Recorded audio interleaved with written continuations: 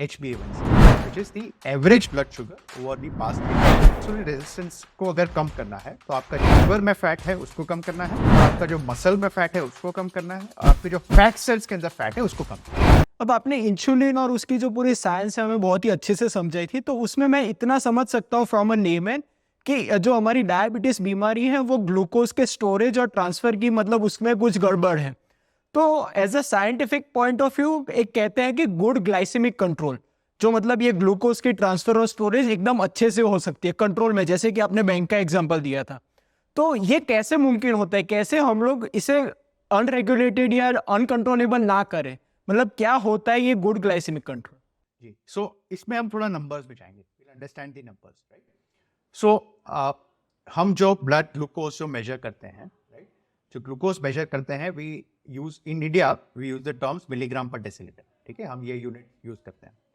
सो अगर आपका fasting blood sugar, जो आप उठते हैं मॉर्निंग में फर्स्ट थिंग आप अगर शुगर चेक करते हैं, तो जो आपका फास्टिंग ब्लड शुगर है, if it is more than equal to 126, right, more than equal to 126, it is considered to be high, Okay. right, it is considered to be in a diabetes range.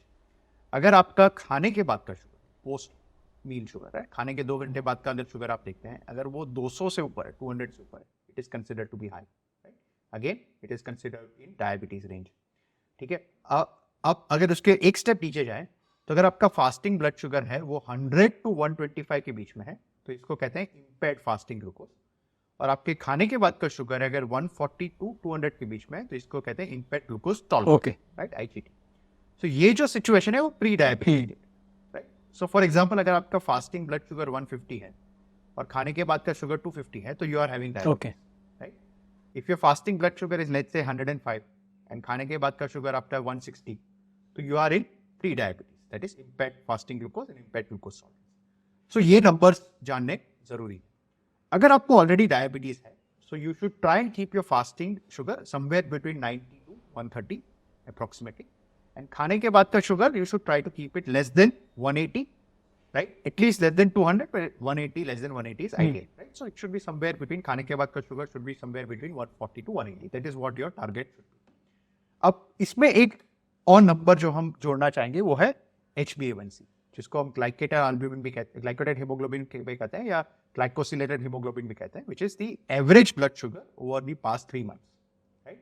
अब जो इसका value होता है वो percentage में होता है, और टिपिकली अगर आप देखें तो अगर आपका वैल्यू 6.5 से ऊपर है तो ये डायबिटिक रेंज में, ठीक है, और अगर आपका वैल्यू 5.7 टू 6.4 के बीच में है, that is pre diabetic, right. And इसमें आप ये भी जानना चाहिए, अगर आपको ऑलरेडी डायबिटीज है तो you should try and keep your HbA1c to less than 7%, तो 7 के नीचे आपको रखना जरूरी है, राइट। सो अगर आप बाकी नंबर भूल जाए तो मुझे लगता है एक नंबर, अगर आपको एक ही नंबर याद रखना है तो 7 is the number you should remember, that आपका जो एवरेज शुगर है वो 7 के नीचे होना चाहिए। ये जरूरी इसलिए है because that is what is good glycemic, ठीक है। अगर आपका एवरेज शुगर जो है, चाहे आप मेडिसिन लेते हैं या नहीं लेते, what ever, if your average HbA1c is less than 7%, you don't have chances of complications because of diabetes, right. अब जितनी भी स्टडीज हुई है तो वो जो मैजिक नंबर है 7, तो जिन लोगों का 7 से ऊपर जिनका HbA1c रहता था उनको ज्यादा डायबिटीज कॉम्प्लिकेशन हुए, versus somebody who had HbA1c less than 7, they had less diabetes related complications or almost no diabetes related complications, right? So अगर आप सभी नंबर आप अगर दिमाग में नहीं याद रहते तो ठीक है, एक ही नंबर याद रखें, 7, ठीक है, and 7 is your HbA1c should be less than 7. If it's more than 7, it requires some work. 7 के नीचे तो ठीक है, right? जो भी आप कर रहे हैं, whether you are taking medicines or insulin or lifestyle से या जो भी, 7 के नीचे उसको रखें, that is the main idea, right? और इसमें कौन कौन से लाइफस्टाइल फैक्टर्स ही डिटरमाइन करते हैं कि हमारा जो नॉर्मल, आपने कहा कि प्री डायबिटीज की रेंज 5.7 टू 6.4 है, तो मतलब एक आम इंसान 5.7 के नीचे से 5.7 के अब कैसे जाता है, कौन कौन से उसके मतलब नींद के फैक्टर्स या फिर खाने के फैक्टर्स, मतलब आप खाली लिस्ट डाउन कर दीजिए ताकि हम लोग को मतलब चेकलिस्ट जैसा हमें याद रहे ये कि हमें ये चीजें ध्यान रखनी है ताकि ये हमारे कंट्रोल में रहे, गुड ग्लाइसेमिक कंट्रोल रहे। Multiple factors will contribute to the sugar, right. एक तो वन इज आपका बॉडी का, जो मेन चीज है जो बॉडी का संतुलन, right, insulin production and insulin resistance, right, ये 2 चीजें हैं जो आपका, अगर आपका ये बैलेंस, आपका इंसुलिन प्रोडक्शन और आपका इंसुलिन रेजिस्टेंस आपका बैलेंस है, तो you are good, right. So insulin production जो है हमारा, वो हमारे हाथ में नहीं है अनफॉर्चुनेटली। वो दैट इज नॉट समथिंग जिसके बारे में हम कुछ ज़्यादा कर सकते हैं।